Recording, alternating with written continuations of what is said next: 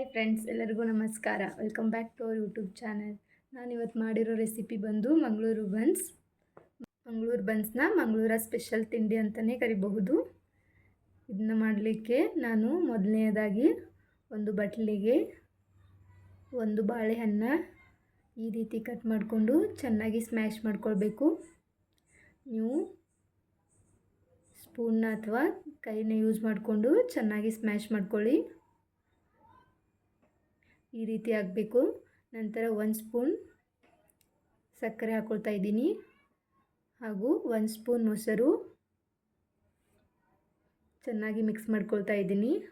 ನಾನು ಮನೆಯಲ್ಲಿ ಮಾಡಿದ್ದ ಮೊಸರನ್ನ ಯೂಸ್ ಮಾಡಿದ್ದೀನಿ. ಅದು ಗಟ್ಟಿ ಮೊಸರಾಗಿರುವುದರಿಂದ ಈ ರೀತಿ ಬಂದಿದೆ. ನಂತರ 1 ಕಪ್ ಆಗುವಷ್ಟು ಮೈದಾ ಹಿಟ್ಟನ್ನ ಯೂಸ್ ಮಾಡಿದ್ದೀನಿ.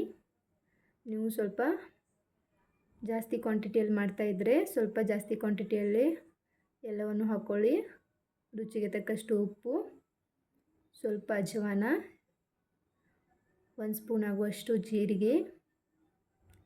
ನಂತರ ಚೆನ್ನಾಗಿ ಮಿಕ್ಸ್ ಮಾಡ್ಕೊಳ್ಳಿ.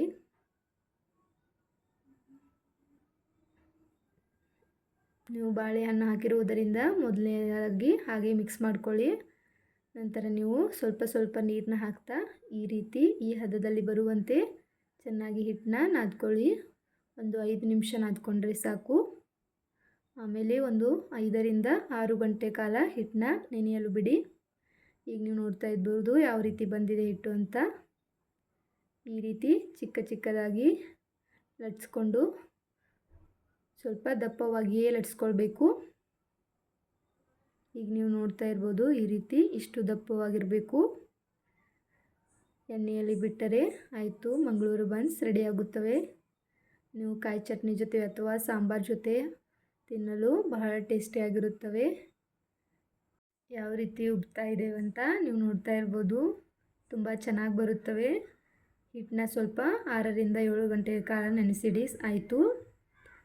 ನೀವು ನೋಡ್ತಾ ಇರ್ಬೋದು ಎಷ್ಟು ಚೆನ್ನಾಗಿ ಬಂದಿದೆ ಅಂತ. ಒಂದು ಸಲ ಟ್ರೈ ಮಾಡಿ ನೋಡಿ, ತುಂಬ ಟೇಸ್ಟಿಯಾಗಿ ಬರುತ್ತವೆ. ಕಾಯಿ ಚಟ್ನಿ ಅಥವಾ ಸಾಂಬಾರ್ ಜೊತೆ ಸೂಪರಾಗಿರುತ್ತೆ ಕಾಂಬಿನೇಷನ್.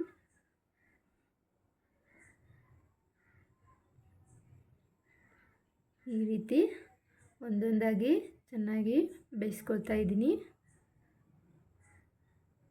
ಎಲ್ಲವೂ ಸಹ ಈ ರೀತಿಯೇ ಬಂದಿವೆ. ಈಗ ನೀವು ನೋಡ್ತಾ ಇರ್ಬೋದು ನಾನು ಕಾಯಿ ಚಟ್ನಿ ಮಾಡಿಕೊಂಡಿದ್ದೆ. ನಿಮಗೆ ಈ ವಿಡಿಯೋ ಇಷ್ಟವಾದಲ್ಲಿ ಪ್ಲೀಸ್ ಒಂದು ಲೈಕ್ ಮಾಡಿ ಹಾಗೂ ನಮ್ಮ ಚಾನಲ್ನ ಸಬ್ಸ್ಕ್ರೈಬ್ ಮಾಡಿ. Thank you.